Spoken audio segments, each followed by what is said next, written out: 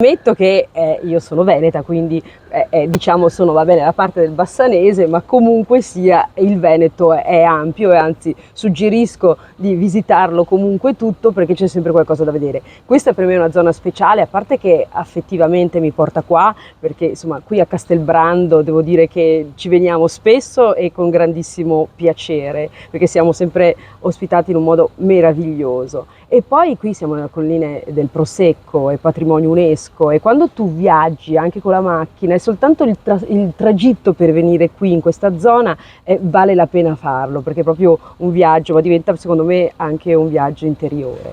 E quindi ogni anno non manca, anzi 2 o 3 volte, anzi anche 3 o 4 volte io vengo sempre in questa zona qui perché mi fa sentire bene.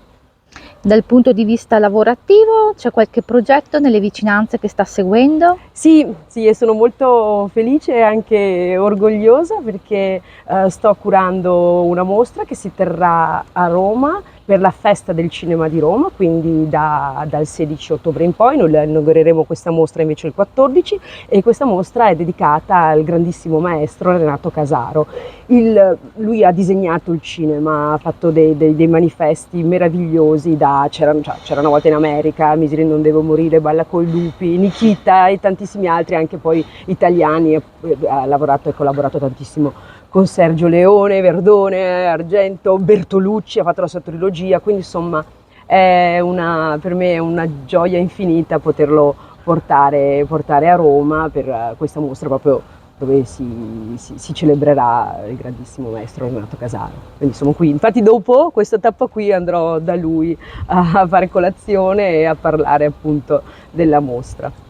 Si dice che tutto può essere uno spunto per il lavoro, soprattutto per il lavoro nel mondo dello spettacolo, nel mondo appunto della recitazione. Nel suo caso?